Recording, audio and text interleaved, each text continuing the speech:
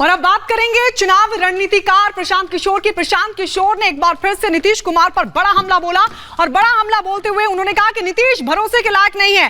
प्रशांत किशोर ने यह भी कहा कि उन्होंने बीजेपी को धोखा दिया है। 2019 में ही वो बीजेपी छोड़ने का मन बना चुके थे। तो यह बड़ा हमला प्रशांत किशोर का नीतीश कुमार को लेकर। उन्होंने कहा कि नीतीश कुमार भरोसे के लायक नहीं है और साथ ही यह भी कहा कि नीतीश कुमार ने बीजेपी के साथ किया धोखा। नीतीश 2019 में ही बीजेपी छोड़ने का मन बना चुके थे। एक बार फिर से नीतीश कुमार पर यह हमला प्रशांत किशोर का, जिसमें उन्होंने नीतीश कुमार को धोखेबाज बताया।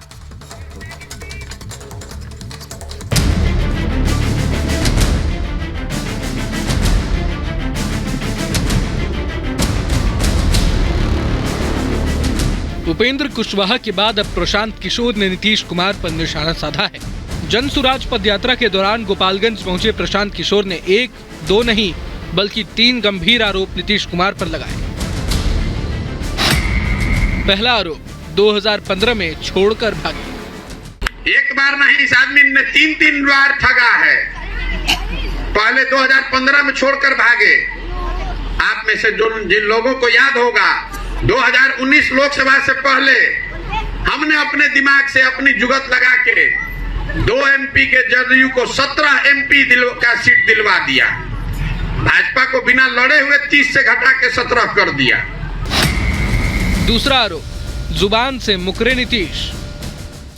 ये तय हुआ था कि लोकसभा के बाद हम लोग उसको छोड़ेंगे।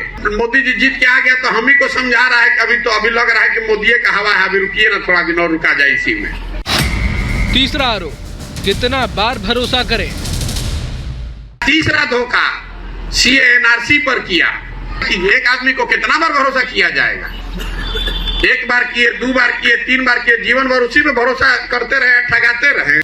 हाल के दिनों में ये पहली बार नहीं जब नीतीश पर गंभीर आरोप लग रहे हों। कुछ दिनों पहले ही उन्हीं के नेता उपेंद्र कुशवाहा ने भी कई गंभीर सवाल उठाए थे। कई मौके आए जहां पार्लियामेंट्री बोर्ड की भूमिका हो सकती थी, लेकिन पार्लियामेंट्री बोर्ड के अध्यक्ष रहने के बावजूद कभी पार्टी की ओर से मुझको बुलाकर पूछा तक नहीं गया कि इसमें किसको उम्मीदवार बनाया जाए या नहीं बनाया जाए। प्रशांत किशोर के इन आरोपों से पहले उपेंद्र कुशवाहा और नीतीश के बीच सियासी रार की स्थिति को यहां तक आ पहुंची थी कि कुशवाहा अपनी हिस्सेदारी तक मांग बैठे थे। जब हमने कहा कि हम पार्टी से ऐसे नहीं जाएंगे, हम अपना हिस्सा हमको चाहिए, तो कई लोग आप में से भी और पार्टी की ओर से भी लोग कहते रहे कि हिस्सा का मतलब क्या होता है।